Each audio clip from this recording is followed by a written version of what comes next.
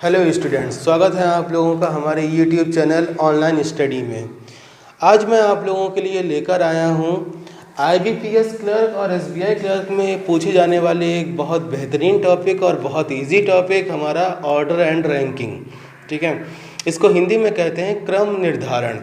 आज हम लोग बात करेंगे ऑर्डर एंड रैंकिंग में किस तरह के क्वेश्चंस आते हैं, कौन कौन से क्वेश्चंस आते हैं और इसको सॉल्व करने के लिए आप लोगों को कैसे टाइम बचाकर इसे सॉल्व करना चाहिए। ठीक है, इन केस अगर ये हमारा इंडिविजुअल नहीं आता है आजकल ही, क्योंकि अब आप लोगों को पता है आजकल एग्ज़ाम्स में सबसे ज़्यादा हमारा पज़ल के क्वेश्चंस आते हैं, लेकिन पज़ल में भी कभी कभी हमारे ऑर्डर एंड रैंकिंग से रिलेटेड क्वेश्चंस आ जाते हैं। दूसरी बात, डेटा सफिशिएंसी चैप्टर का नाम सुना होगा आप लोगों ने, अगर नहीं सुना है तो मैं आप लोगों को आगे डेटा सफिशिएंसी के बारे में बताऊंगा।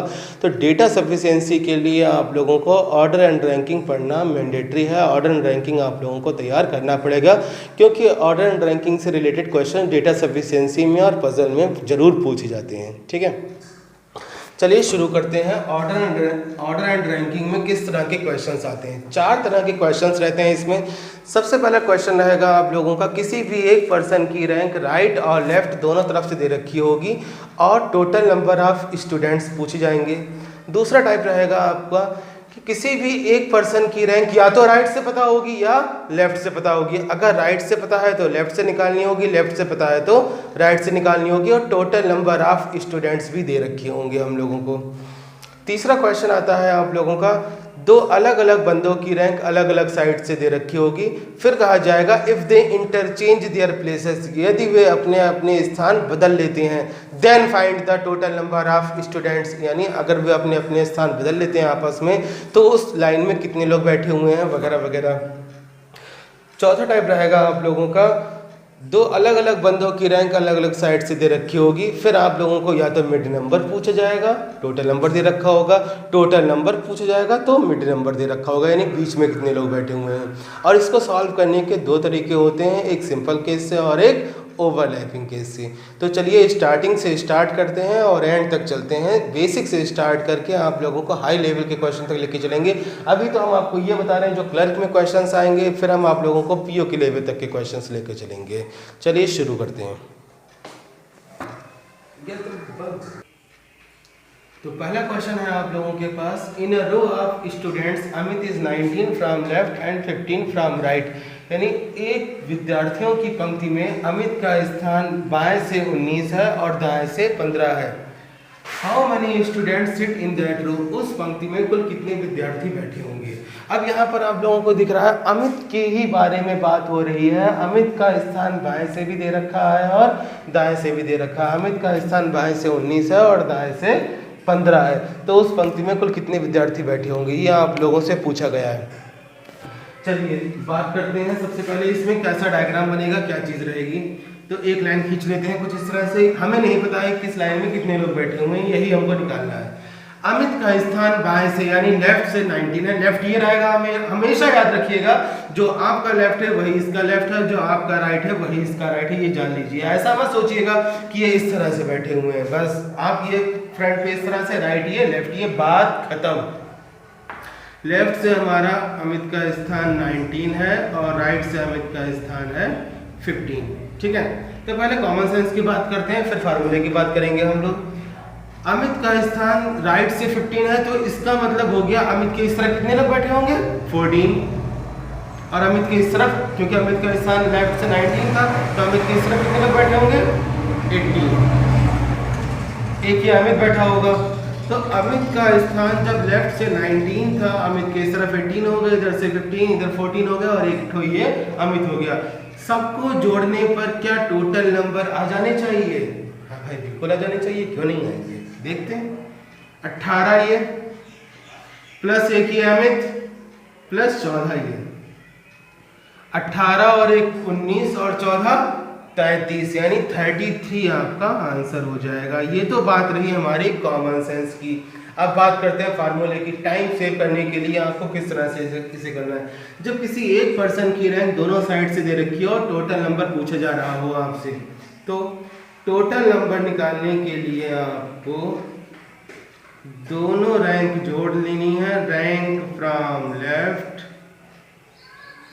Plus rank from right -1।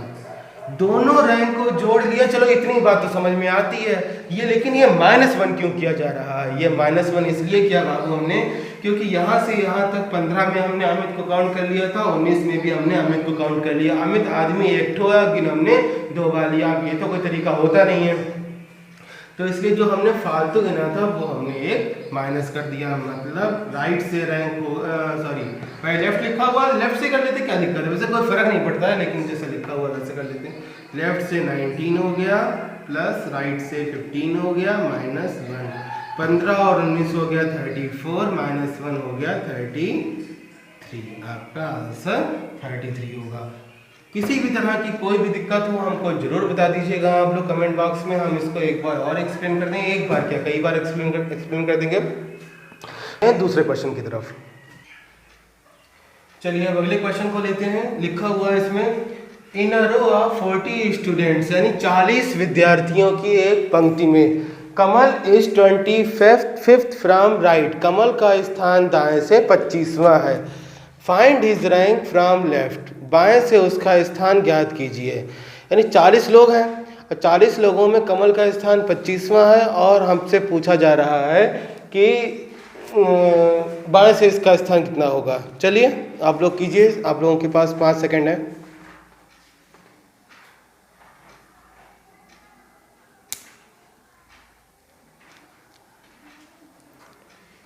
जल्दी चलिए देखते हैं, आइए। 40 लोग बैठे हुए हैं इस लाइन में, ये बात हमको पता है। टोटल नंबर ऑफ स्टूडेंट्स कितने हैं? 40। कमल इज 25th फ्रॉम राइट, कमल का स्थान दाएं से है 25वां। लेफ्ट से हमको ज्ञात करना है, ठीक है। तो फिर वही कॉमन सेंस की बात करता हूँ मैं पहले। यहाँ से यहाँ तक 40 लोग बैठे हुए हैं और यहाँ से यहाँ तक 25 लोग हैं। तो अगर 40 में से हमने इन 25 को घटा दिया तो बाबू कितना बचा? 15, ठीक है। तो इस पोर्शन पर बचे 15 लोग, ठीक है। तो जब हम लोग लेफ्ट से गिनना स्टार्ट करेंगे 1 2 3 एंड सो ऑन, मैंने 15 यहाँ तक गिन लिया। रैंक किसकी बतानी है? रैंक बतानी है हमको कमल की। तो 15 और 1 16, यानी इसका आंसर हो जाएगा 16। वही फार्मूला जो मैंने आपको अभी फार्मूला लास्ट क्वेश्चन में बताया था, वही सेम फार्मूला, लेकिन इसको थोड़ा सा चेंज कर दिया जाता है, ठीक है। बस थ्योरी उसकी चेंज कर दी गई, बाकी पूरा सब कुछ वही है। Rank from right oblique left, right से रैंक पूछ जाएगी या लेफ्ट से रैंक पूछ जाएगी, तो टोटल नंबर दे ही रखा होगा। Total number equal to total number minus क्या हो रहा है,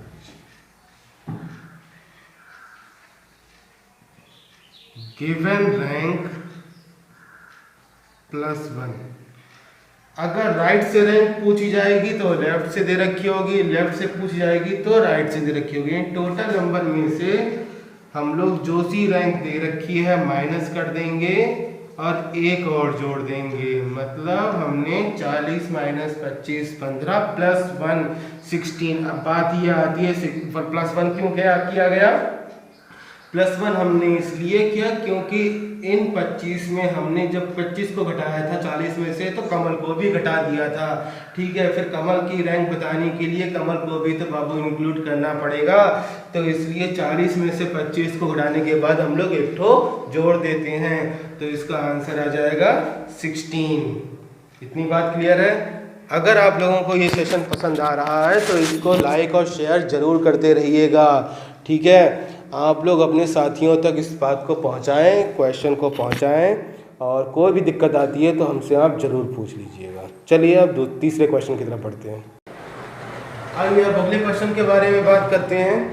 तो इसमें लिखा हुआ है in a row of 42 students A is 5th to the right of B, यानी 42 विद्यार्थियों की एक पंक्ति में ए बी के दाएं 5वें स्थान पर है।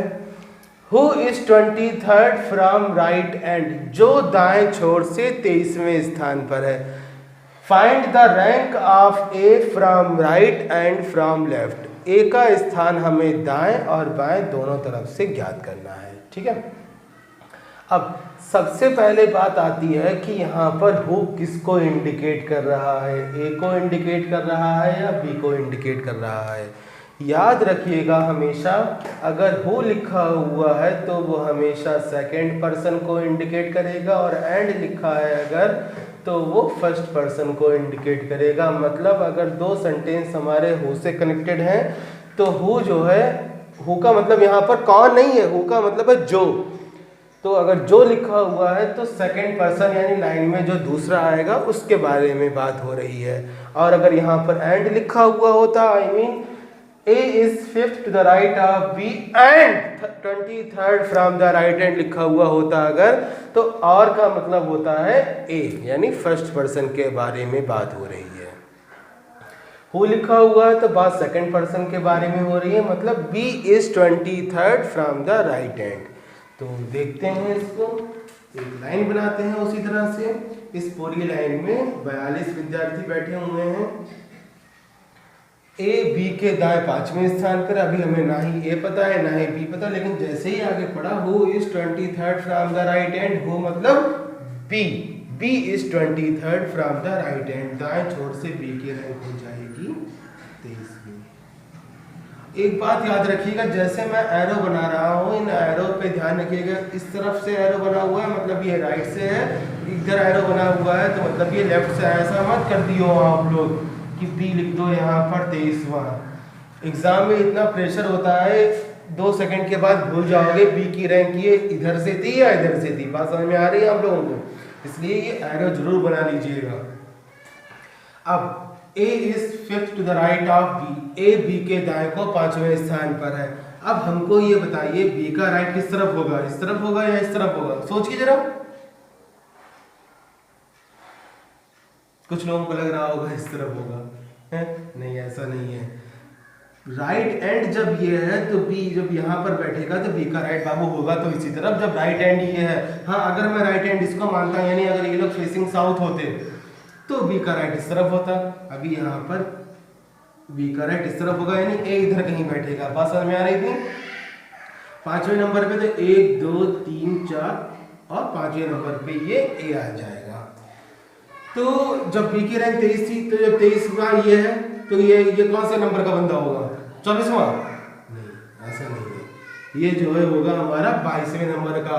24 आगे जाएगा ना कि पीछे आएगा। ये 22 21 20 19 और 18 यानी एक ही रैंक हो जाएगी राइट हैंड से 18। फिर से एक बार देखिए, 23 ये है तो ये 22 21 20 19 18 24 25 आगे जाएगा ना कि पीछे आएगा। ठीक है, अच्छा अब ये 5 ही बंदे थे तो मैंने आपको गिन के भी दिखा दिया, लेकिन ज्यादा बंदे होंगे तो गिन के थोड़े हम देखेंगे हम लोग। तो हम लोगों को क्या काम करना है, सीधे माइनस कर देना। 23 - 5 = 18।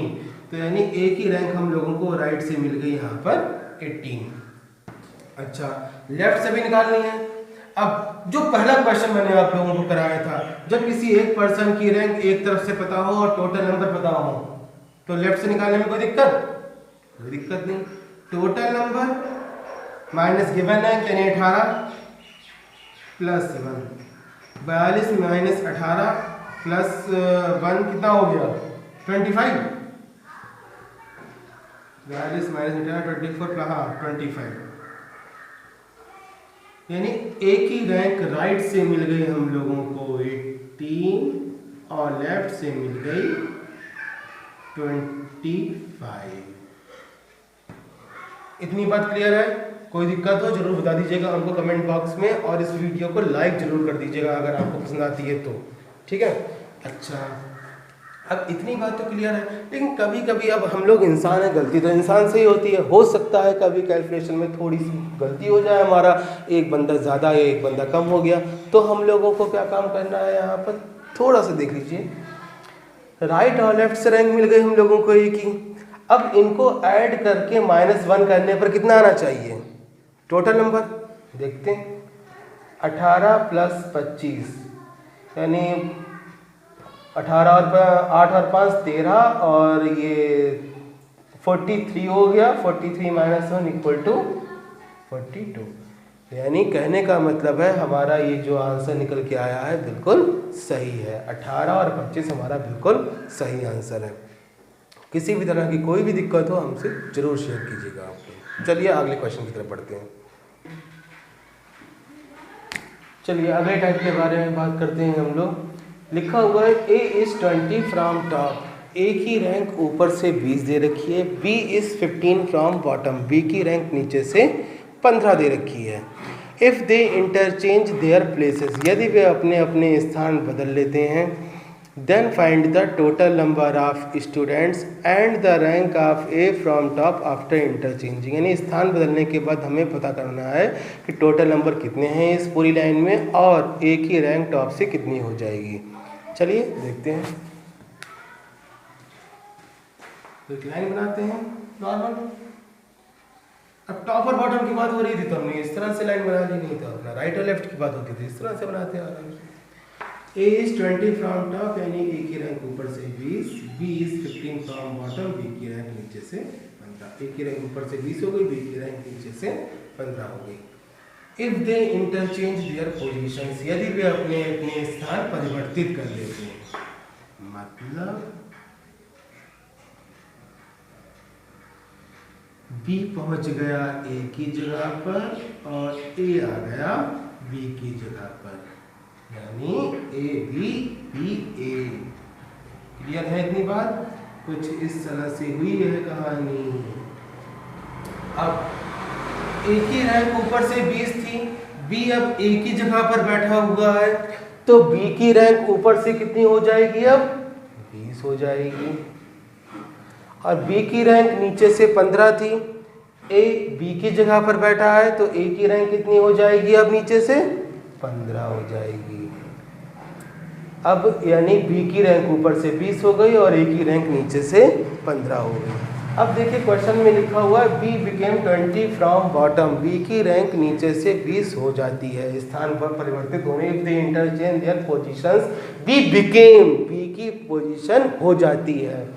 यानी B की रैंक ऊपर से 20 हमने निकाल ली अपने कॉमन सेंस से और नीचे से 20 आप लोगों को दे रखी है। जब B की रैंक ऊपर और नीचे दोनों साइड से हमको पता लग गई तो क्या इस पूरी लाइन में कितने लोग बैठे हुए हैं ये निकालने में कोई दिक्कत नहीं होनी चाहिए आप लोगों को। जब टोटल नंबर आप लोगों को निकालने के लिए मैंने पहले ही क्वेश्चन में बताया था, जब किसी एक बंदे की रैंक दोनों साइड से पता हो तो टोटल नंबर निकालने के लिए क्या काम करते हैं? दोनों रैंक को ऐड करके माइनस। अब बार बार मैं फार्मूला तो लिखूंगा नहीं, एक बार आपको फार्मूला मैंने बता दिया, अब वो आप अपनी कॉपी पे नोट करके रखो और याद रखो उसको। दोनों रैंक को ऐड करके -1 कर दिया, मतलब आंसर आ जाएगा 39। ये होगा आपका टोटल नंबर। क्लियर है इतनी बात? इसके बाद में A की रैंक नीचे से 15 दे रखी है हम लोगों को, टॉप से निकालनी है इंटरचेंज करने के बाद में। ये तो हमारे कॉमन सेंस की बात हो गई। अब टोटल नंबर हमें पता है 39 और किसी एक बंदी की रैंक बॉटम से पता है, यानी एक साइड से पता है। दूसरा वाला क्वेश्चन जो बताया था, यानी टोटल नंबर माइनस गिवन है यानी 15 प्लस 1। 39 माइनस 15 प्लस 1 हो जाएगा आपका 25। ये आ गई आपकी एज पोजीशन फ्रॉम टॉप। ठीक है, आफ्टर इंटरचेंजिंग। कोई दिक्कत, कोई डाउट, कोई परेशानी हो हमसे आप जरूर शेयर कीजिएगा। चलिए आप अगले क्वेश्चन की तरफ बढ़ते हैं। चलिए अगले क्वेश्चन की तरफ बढ़ते हैं। लिखा हुआ है in a row of students Amit is 15 from right end Kamal is 10 from left. यानी अमित का स्थान दाएं से 15 है और कमल का स्थान बाएं से 10 है। There are 7 students sit between them. इन दोनों के बीच में 7 विद्यार्थी बैठे हुए हैं। Then find the total number of students. तो हम लोगों को कुल विद्यार्थियों की संख्या बतानी है। चलिए कीजिए, 10 सेकंड है आप लोगों के पास, कोशिश करने में क्या बुराई है, कीजिए।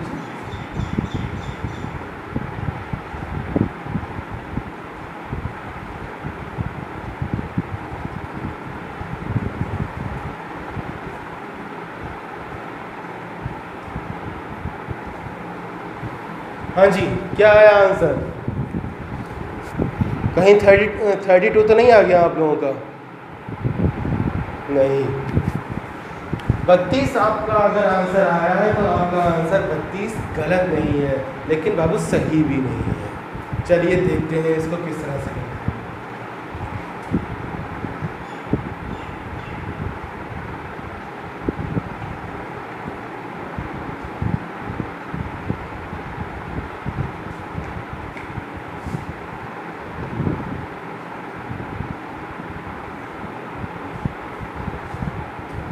सिंपल केस, ओवरलैपिंग केस, ये दो तरह से क्वेश्चन सॉल्व होगा आप लोगों को।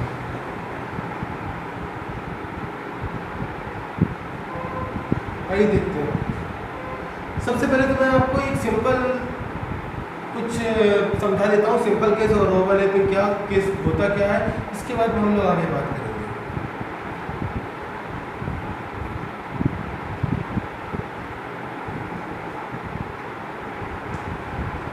ये 10 लाइन्स हैं और ये 6 लाइन्स हैं। एक छोटा सा क्वेश्चन है, ए इज फिफ्थ फ्रॉम राइट, ए का स्थान दाएं से 5 होगा। तो 1 2 3 4 5। सेम काम यहाँ करना हो, 1 2 3 4 5। बी का स्थान बाएं से 4 है, 1 2 3 4, 1 2 3 4। ए का स्थान दाएं से 5 हो गया, बी का स्थान बाएं से 4 हो गया। सेम काम यहाँ किया गया है। There are one student seat between there, इनके बीच में एक विद्यार्थी बैठा हुआ है। तो यहाँ पर भी दिख रहा है हमको और यहाँ पर भी दिख रहा है। दोनों में हमने सेम काम की, रैंक में कोई मैनिपुलेशन नहीं है, देख लीजिए आप लोग अच्छी तरह से। लेकिन डिफरेंस क्या हो गया, यहाँ पर टोटल नंबर आ रहा है 10 और यहाँ पर आ रहा है 6। तो सिंपल केस में क्या होता है, देखो यहाँ पर जब मैंने ए काउंट किया तो मुझे बी से कोई मतलब नहीं था, ठीक है। मैंने बी को कोई, अगर मैं यहाँ से बी को हटा भी देता हूँ तो बाबू ए की रैंक पर कोई फ़र्क नहीं पड़ेगा, ए की रैंक इधर से 5 ही रहेगी। इधर से जब मैंने बात की तो बी की रैंक 4 है, ए से कोई मतलब नहीं है। ए को अगर हटा भी देता हूँ तो बी की रैंक 4 ही रहेगी। और बीच में एक आदमी बैठा हुआ है, ए का बी से कोई मतलब नहीं है, बी का ए से कोई मतलब नहीं है, और इस बंदे का ना ही ए से मतलब है और ना ही बी से मतलब है। तो ये सिंपल केस, एक इधर से दूसरा इधर से, बीच में लोग बैठे हुए हैं, आपका आंसर आ जाएगा। वही काम आप लोगों ने यहाँ पर किया है। लेकिन ओवरलैपिंग केस से भी समझ लेते हैं जरा। इधर से ए की रैंक 5 है, लेकिन बाबू मैंने ए की रैंक 5 गिनने के लिए बीच में बी को भी काउंट किया है। देख लीजिए 1 2 3, तीसरे नंबर पर बी काउंट हुआ, तब जाकर हम ए तक पहुँचे। और इधर से जब मैंने बी काउंट किया तो 1 2 3 4, यानी दूसरे नंबर पर ए काउंट हुआ, तब जाकर हम बी तक पहुँचे। यानी ए को काउंट करने के लिए बी काउंट करना पड़ा और बी को काउंट करने के लिए ऑब्वियसली हमको ए काउंट करना पड़ेगा। यानी कहने का मतलब है हमारा, जब दोनों पर्सन बिना एक दूसरे को काउंट किए हमारा आंसर आता है तो ये सिंपल केस होता है। लेकिन जब दोनों पर्सन एक दूसरे को काउंट करके आंसर आता है तो ये होता है हमारा ओवरलैपिंग केस। यानी जब दोनों को ही काउंट करना पड़े तो ये हमारा ओवरलैपिंग केस होता है। एक बार और देख लीजिए, अगर हम ए को यहाँ से हटा दें, बी की गिवन रैंक पर कोई फ़र्क नहीं पड़ेगा, ए को हटा दें तो बी को हटा दें तो ए की रैंक पर कोई फ़र्क नहीं पड़ेगा। लेकिन अगर मैं यहाँ से बी को हटा दूँ तो देखिए तो ए की रैंक 1 2 3 4 हो जाएगी, यानी एक कम हो जाएगी। और ऐसे ही अगर एक को हटा दें तो बी की रैंक 3 हो जाएगी, यानी एक कम हो जाएगी। जब ओवरलैप यानी जंप करके काउंट किए जाते हैं तो हमारा ओवरलैपिंग केस, और जब सिंपल है तो हमारा सिंपल केस। उम्मीद करते हैं आप लोगों को ये चीज़ समझ में आई होगी। अब बात करते हैं इस क्वेश्चन के बारे में। तो पहले सिंपल केस ही करते हैं जैसा आप लोगों ने कर रखा होगा। अमित इज 15 फ्रॉम राइट से अमित की रैंक है 15। कमल इज 10 फ्रॉम लेफ्ट से कमल की रैंक है 10। अब इसमें 7 लोग बैठे हुए हैं, तो अगर सबको जोड़ दें 10 ये 7 ये और 15 ये, तो बराबर आ गया आंसर 30। 32 ये का आंसर तो आ रहा है, इसीलिए मैंने आप लोगों से ये नहीं कहा था कि ये आपका आंसर गलत है। मैंने आपसे कहा था ये सही नहीं है, क्योंकि अभी ओवरलैपिंग केस से आपका आंसर आना बाकी है। चलिए ओवरलैपिंग केस से देखते हैं। अब आपको ये तो पता है ये डायग्राम तो नहीं बनेगा ओवरलैपिंग केस के लिए, डायग्राम कुछ और बनेगा। कुछ इस तरह से आपका डायग्राम रहेगा। ए की रैंक यानी अमित की रैंक 15 और कमल की रैंक अमित को जंप करके आ जाएगी 10। देख लीजिए फिर से एक बार, जैसे यहाँ पर बी ए है, इधर से बी है, वैसे इधर ए है और इधर से जंप करके के है। ठीक है, अब बीच में कितने लोग बैठे हुए थे? 7। इसको सॉल्व करने के हम आपको बताएंगे 3 तरीके, तीनों में से आपको जो सा अच्छा लगे आप लोग वो सा यूज़ कर सकते हैं। ठीक है, अब 3 में कौन सा सबसे पहला तरीका है आपका, जैसी ये लाइंस बनी हुई है ना, ऐसी लाइंस बना लीजिए 10 और 15 और काउंट कर लीजिए। क्या ठीक रहेगा ये? तो बहुत टाइम टेकिंग हो जाएगा, इसलिए जो है हम लोग ये लाइन बनाकर करने, और 10 और 15 लाइन तो तब भी बना सकते हैं, लेकिन अगर आ गया A is 17th from right, B is 32th from left वगैरह वगैरह, यानी 70-80 लाइनें थोड़ी ना बनाते रहेंगे हम लोग। तो इसलिए हम लोग यहाँ पर लाइन बनाने वाला तरीका तो डिस्क्वालीफाई हो गया, वो तो नहीं करना है। दूसरा तरीका आता है आप लोगों का कॉमन सेंस का तरीका। कॉमन सेंस के तरीके में क्या काम है? देखिए यहाँ से यहाँ तक कितने बंदे बैठे हुए हैं टोटल? 15। ठीक है, तो इन 15 बंदों में अमित के इस तरफ कितने लोग बैठे होंगे? इस तरफ 14। क्या उन 14 में ये 7 होगा? हाँ जी बिल्कुल होना चाहिए 7 ये। इन 7 को अगर उन 14 में से हम लोग हटा देते हैं, ठीक है, वो हमने हटा दिया, तो कितने बचे हमारे पास बच्चे? 7। फिर हमने उन 7 में से जो बचे हुए हैं, कमल को हटा दिया, यानी एक और हटा दिया, कितने बचे? 6। फिर से एक बार देखो, यहाँ से यहाँ तक 15 लोग हैं, 15 से पहले कितने लोग बैठे होंगे? 14। 14 में से हमने 7 को हटा दिया, कितने बचे? 7। 7 में से हमने कमल को यानी एक को और हटा दिया, कितने बचे? 6। कहाँ बैठे होंगे? जिन लोगों को नहीं समझ में आया यहाँ पर देखो, यहाँ से यहाँ तक अमित तक कितने लोग बैठे हुए हैं? ए तक 5 लोग, सॉरी 5 यहाँ ए तक है, तो इससे पहले कितने लोग बैठे हुए हैं? 4। उन 4 में मिडिल नंबर है, हटा दिया, कितने बचे? 3। उन 3 में क्या बी है? हटा दिया, कितने बचे? कहाँ बैठे हुए हैं? यहाँ। वही चीज़ यहाँ ए तक कितने लोग? 15। 15 में से हमने उस ए से पहले 14 लोग, 14 में से हमने 7 को हटा दिया, यानी मिडिल नंबर को हटा दिया, बचे कितने? 7। 7 में हमने कमल को हटा दिया, बचे कितने? 6। कहाँ बैठे हुए हैं? ठीक है, अब देखो यहाँ से यहाँ तक 10 लोग हैं, 10 के आगे 6 और बैठे हुए हैं, 10 और 6 16। अब गया आंसर। एक बार और देखो, यहाँ से यहाँ तक 10 के आगे 6 और बैठे हुए हैं, 6 आपको पता है कैसे निकाला गया हमने? 10 और 6 16, इस तरह से। अब अगर हम लोग जो है थोड़ा सा और देख लेते हैं यहाँ पर, ये तो समझ में आ गया आप लोगों को 16 कैसे आया, 6 कैसे आया यहाँ पर। अगर और चेक करना है तो देखिए यहाँ से यहाँ तक कितने बंदे बैठे हुए हैं? 10 लोग बैठे हुए हैं। इन 10 में इस तरफ कितने लोग होंगे? 9 लोग होंगे। उन 9 में क्या ये 7 होंगे? हाँ भाई बिल्कुल होंगे, ये हटा देते हैं। कितने बचे हमारे पास? 2 बचे। 9 में से 7 गया, 2 बचे। 2 बचने के बाद में फिर यहाँ पर एक अमित भी तो है, उसको भी हटा दिया, कितने बचे? 1 बचे। कहाँ बैठेगा? यहाँ पर। फिर से एक बार देखो, यहाँ से यहाँ तक 10 लोग, इससे पहले कितने लोग होंगे? 9 लोग। 9 में से 7 यानी मिडिल नंबर गया, 2 बचे। 2 में से ए यानी अमित गया, कितना बचा? 1 बचा। कहाँ बैठा होगा? यहाँ पर। अब यहाँ से यहाँ तक टोटल बच्चे बैठे हुए हैं 15, इसके आगे एक और है, 15 और 1 16। आंसर सेम आंसर आया। अगर इनकेस फिर भी कोई दिक्कत आती है और चेक करना है आपको, तो कैसे करेंगे? मुझे पता लग गया यहाँ पर 1 कैसे आया, 6 कैसे आया, इतनी बात तो आप लोग कर ही लेंगे अच्छी तरह से, कोई दिक्कत वाली बात नहीं है। अगर मैं सबको जोड़ लूँ, क्या टोटल नंबर आ जाना चाहिए? चलिए देखते हैं। तो 1 ये प्लस 1 ये अमित, यहाँ पर 1 जोड़ना है, 15 मत काउंट कर लियो आप लोग। रैंक उसकी 15, आदमी एक ठो ही है। तो 7 ये, 10 ये, क्यों 10 होगा? 1 होगा, 6 ये, 1 2 9 10 और 6 16। आपका आंसर आ जाएगा कुछ इस तरह से। चलिए ये दो तरीके तो हो गए आप लोगों के। अब जरा कुछ ऐसा देख लेते हैं, आप लोग क्वेश्चन पढ़ें और आपका आंसर आ जाए, कुछ ट्रिक वगैरह जिसके लिए आप लोग यहाँ पर आए, इतनी देर से वीडियो देख रहे हैं। चलिए देखते हैं उसको क्या काम करना है। जब दो पर्सन की रैंक अलग अलग साइड से दे रखी हो, मिड नंबर दे रखा हो, टोटल नंबर पूछा गया हो और ओवरलैपिंग केस से हमें आंसर करना हो, तो क्या काम करना है आप लोगों को? टोटल नंबर निकालने के लिए दोनों रैंक को जोड़ देना है, एडिशन ऑफ रैंक्स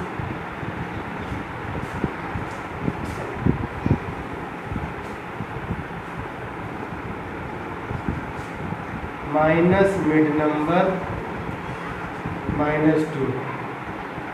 दोनों रैंक को जोड़ देंगे हम लोग, मिड नंबर माइनस कर देंगे, 2 और माइनस कर देंगे, ये फार्मूला हो जाएगा। अब बात आती है मिड नंबर माइनस क्यों किया जा रहा है, 2 माइनस क्यों किया जा रहा है? मिड नंबर माइनस इसलिए किया जा रहा है हमने क्योंकि यहाँ से यहाँ तक जब 15 काउंट किया, 7 काउंट कर लिया था, मिड नंबर काउंट कर लिया। यहाँ से यहाँ तक जब मैंने 10 काउंट किया, फिर मैंने इन 7 को काउंट कर लिया, यानी इन 7 को मैंने 2 बार काउंट कर लिया, तो फालतू गिना था, मैंने माइनस कर दिया। 2 माइनस क्यों किया जा रहा है? यहाँ से यहाँ तक जब मैंने ए काउंट किया तो के भी काउंट हो गया, यानी कमल भी काउंट हो गया और अमित भी काउंट हो गया। लेकिन जब मैंने इधर कमल को काउंट किया, फिर मैंने ए को काउंट कर लिया और के को काउंट कर लिया, इन 2 आदमियों को मैंने 4 बार गिन लिया। ये गड़बड़ बात है, तो इसलिए जो फालतू गिने थे माइनस कर दिए। 2 हमेशा कांस्टेंट रहेगा और ये मिड नंबर हमेशा वेरिएबल रहेगा, जो चेंज होता रहेगा जैसा मिड नंबर दे रखा होगा। दोनों रैंक को जोड़ देते हैं, 15 और 10 हो गया आपका 25, माइनस मिड नंबर 7 -2। 25 - 9 = 16। आपका आंसर हो जाएगा कुछ इस तरह से। अब इस क्वेश्चन का आंसर क्या जो मैंने आपको बोला, तो इस क्वेश्चन का आंसर रहेगा CND, क्योंकि मैंने आपसे ये बताया ही नहीं था इसे सिंपल कैसे करना है या इसे ओवरलैपिंग कैसे करना है। ठीक, तो इसलिए हम लोग इसको आंसर नहीं कर सकते हैं, या तो मैं कोई ऑप्शन देता आपको तो ऑप्शन के अकॉर्डिंग आप लोग आंसर कर देते, तो इसलिए इसका आंसर हो जाएगा CND, कैन नॉट डिटरमाइन, निर्धारित नहीं कर सकते आंकड़े पर। ठीक है, अब ये पता कैसे लगेगा कब हमें सिंपल कैसे करना है और कब हमें ओवरलैपिंग कैसे करना है? तो उसमें ये नहीं लिखा होगा सिंपल कैसे करो या इसे ओवरलैपिंग कैसे करो, उसमें लिखा होगा find the maximum number of students and find the minimum number of students. अधिकतम कितने लोग बैठे हुए हैं और कम से कम कितने लोग बैठे हुए हैं। अगर मैक्सिमम लिखा है तो सिंपल केस से करना है, मिनिमम लिखा है तो इसे ओवरलैपिंग केस से करना है। मैक्सिमम तो सिंपल केस, मिनिमम तो ओवरलैपिंग केस। तो यहाँ पर जैसे मैंने बोला find the total number of students, तो उसकी जगह पर लिखा होना चाहिए find the maximum total number of students या find the minimum total number of students. अगर मैक्सिमम लिखा है तो 32, मिनिमम लिखा होता तो आंसर 16। अच्छा, अगर मैक्सिमम मिनिमम लिखा हुआ है तो कन्फ्यूजन की कोई गुंजाइश है ही नहीं। अगर मैक्सिमम मिनिमम नहीं लिखा हुआ है तो आप लोगों को इसे क्या काम करना पड़ेगा, तो ऑप्शन देखने पड़ेंगे, ऑप्शन किस अकॉर्डिंग है। ऑप्शन में अगर आइदर और दे रखा है, आइदर 32 और 16, तो सब फर्स्ट प्रायोरिटी वही होगा, वही आपका आंसर हो जाएगा। अगर आइदर और नहीं है तो CND हो जाएगा। अगर आइदर और भी नहीं है, CND भी नहीं है, इन दोनों में से कोई एक ही है तो वही हो जाएगा। धर्म संकट तो तब आएगा आपके ऊपर जब आपके पास ऑप्शन कुछ इस तरह से होंगे।